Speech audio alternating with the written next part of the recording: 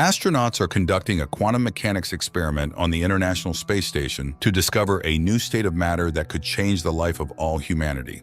However, they accidentally release something into the real world, analogous to the unfortunate Schrodinger's cat. Hello, baby. In the first frames of the film, a woman drives a car along a nighttime highway. Suddenly, the voice of an unknown woman speaking Russian comes from the radio.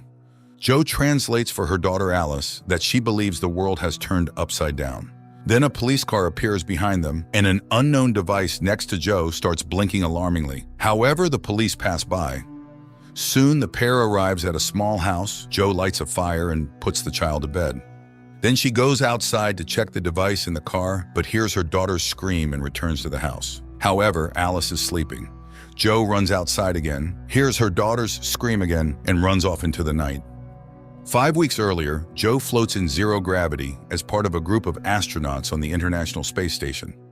Jo sees her daughter and husband, Magnus, only via video call, and she conducts the next session from the cold nuclear fusion laboratory, where Mission Commander Paul is adjusting the equipment according to the orders of scientist Henry Calder from Earth. The scientists are searching for a new state of matter, but no one knows what it is. Suddenly, something crashes into the space station. Communication with Earth is lost, a fire breaks out, the commander's hand is trapped, and one of the Soyuz spacecraft is seriously damaged.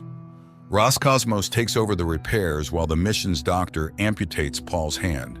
Henry insists on saving the capsule with the cold fusion experiment results. Meanwhile, Jo goes out into open space to inspect the crash site, unaware that Paul's heart stops.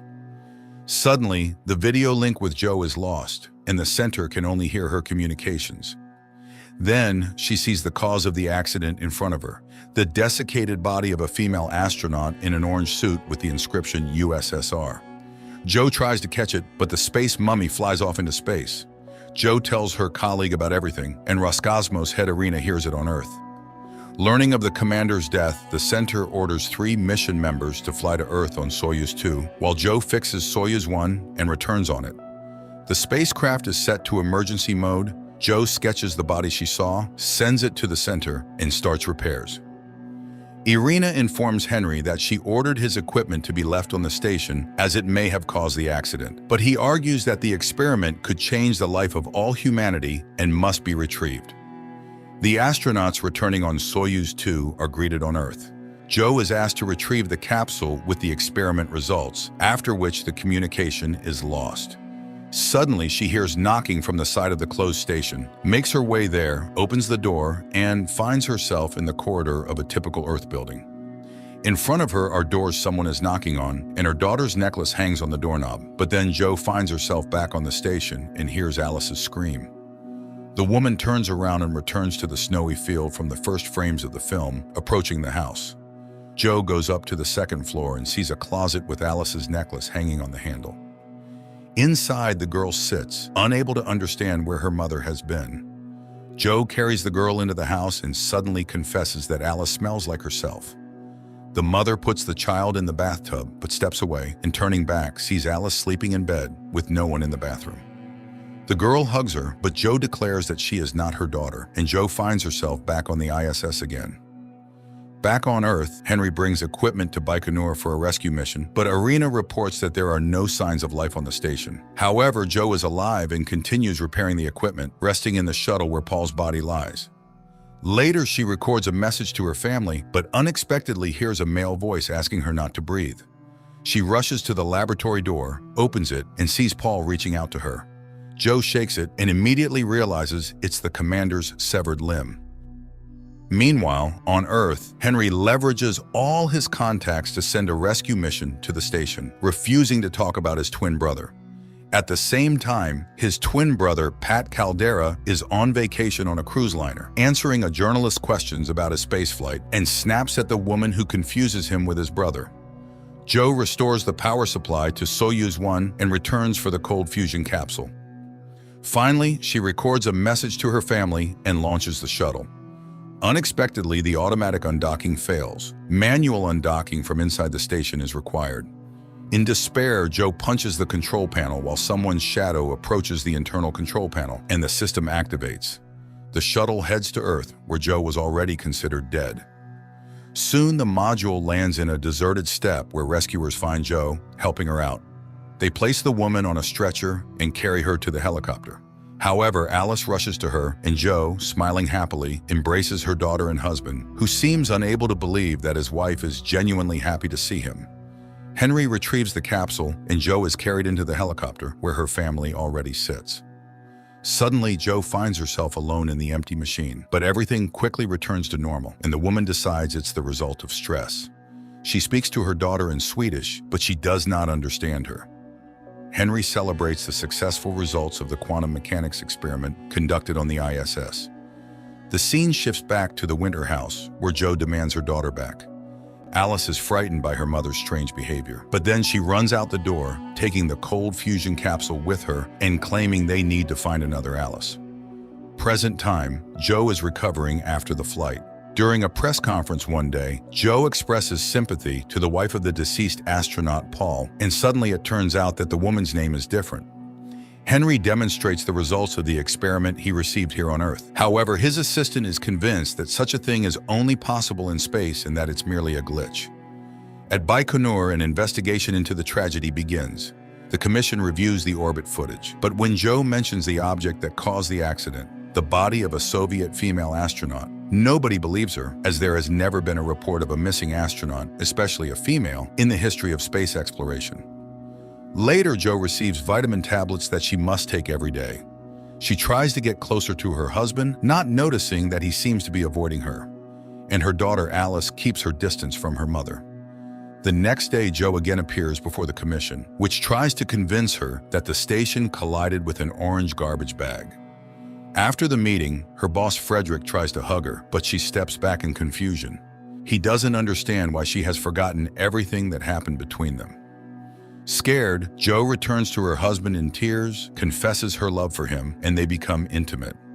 Meanwhile, Henry talks to Alice and tells her about the thought experiment from quantum mechanics about Schrodinger's cat. Scientists long believed that the world was governed by the laws of classical physics. But then came geniuses like Einstein, who discovered that the same substance could exist in two forms. For example, a particle in one world is black and in another it's white. And there's a space between worlds where this particle is both black and white simultaneously. It doesn't want to choose what it will be until someone looks at it. Henry invented equipment that was taken into space and discovered something, but it seems it doesn't want to come out into the light. Meanwhile, Magnus admits that his wife is completely different. Then Henry arrives, deciding to thank Joe for saving the capsule. She remembers that he worked on the Apollo mission, and the old man warns that people who have been through space often change.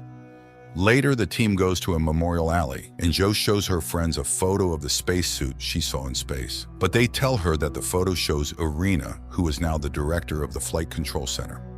Soon, colleagues reach a tree planted by Commander Paul before the flight and lay flowers. But when Joe is left alone, she suddenly sees Paul himself, who tells her that his heart is still hanging in space. After this, Joe admits the commission is right and retracts her original statements. Her family heads home, where Joe senses some discrepancies.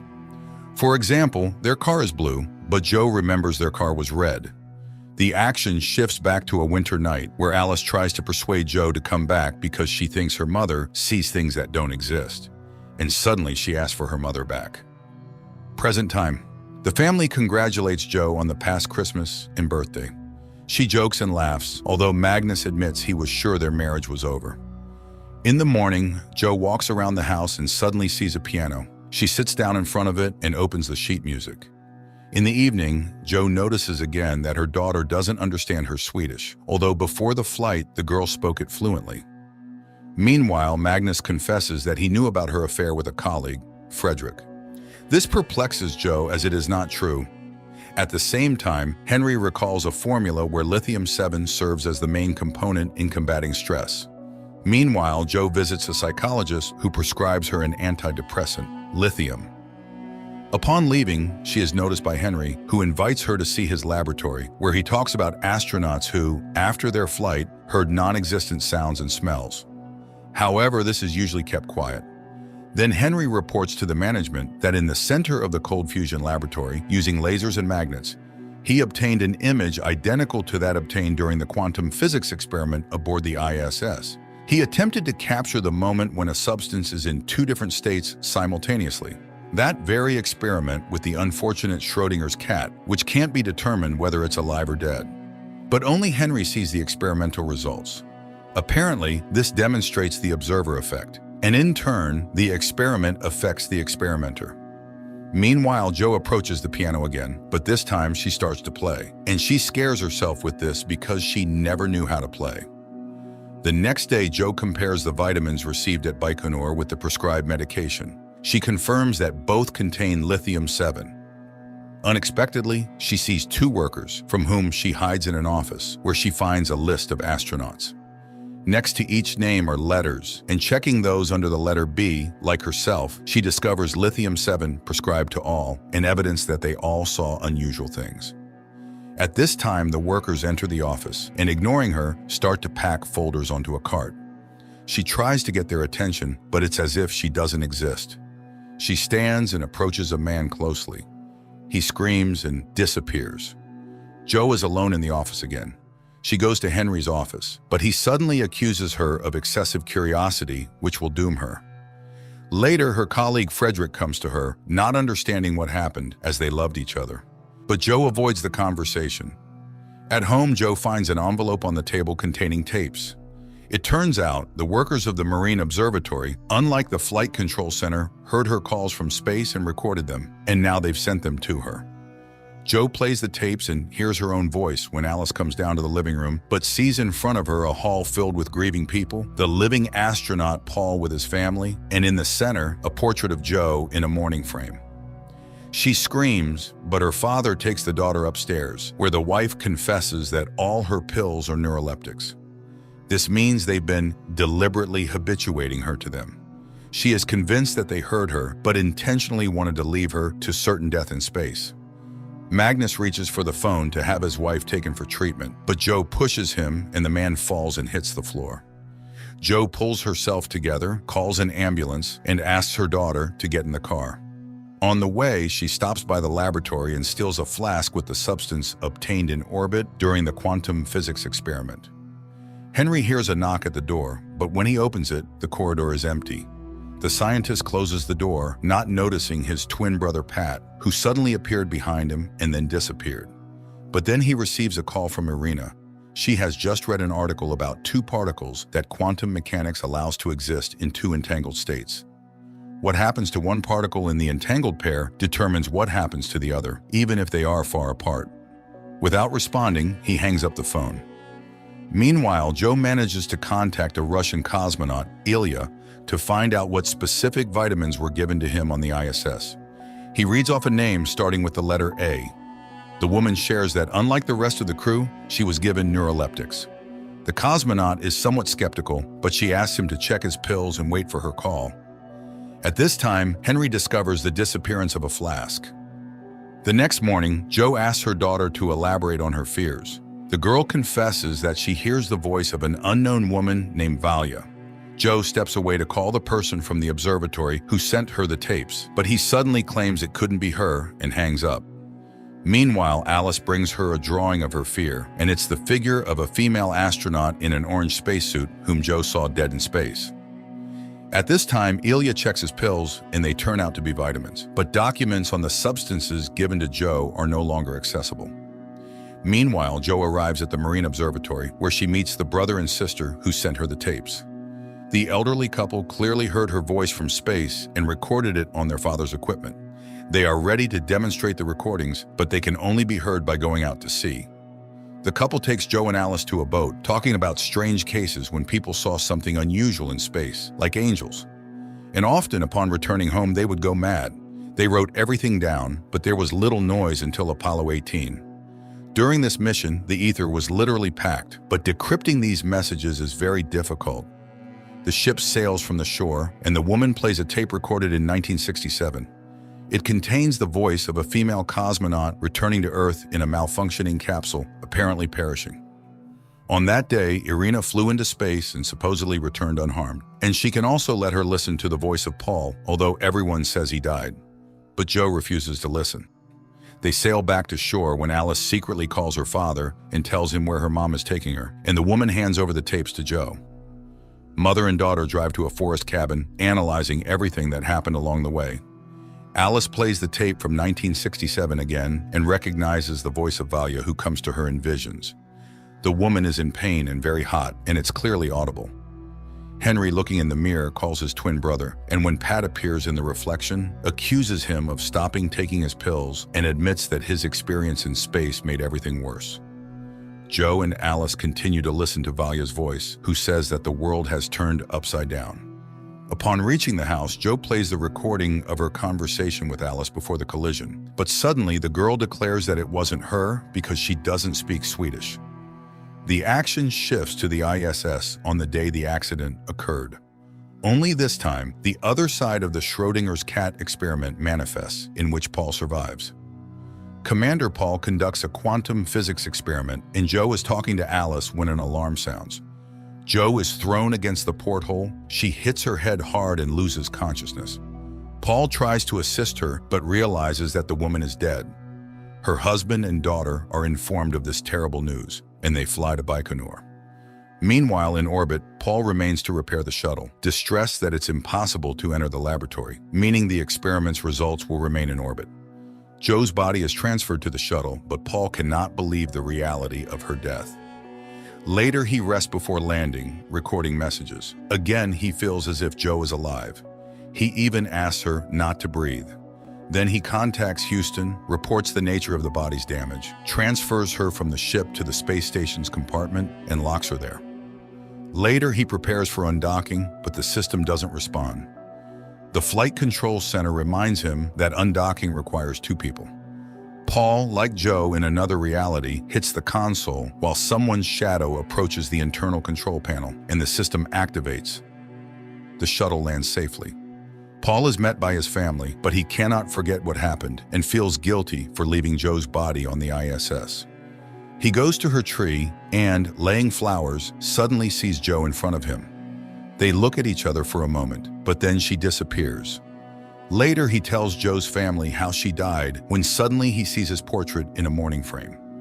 He is distracted by questions about visiting a psychologist and comes to his senses. Later, the astronaut appears before a commission and talks about the experiment and the accident. Suddenly, the crew members object. They know nothing about any quantum physics experiment. This project was closed 12 years ago, and he also did not receive orders to leave Joe's body in orbit. It was his decision. Alice struggles greatly with the loss of her mother, especially since the girl constantly feels that something is not right. Meanwhile, Paul reviews footage from the Apollo 18 mission and is surprised to learn that 2 astronauts died during the launch under Henry Caldera's command. He goes to his boss, but she only knows Pat Caldera. There was no equipment and no Nobel Prize. Apollo 18 was NASA's biggest failure. The man returns to his family and finds that his wife's name is different from what he remembers.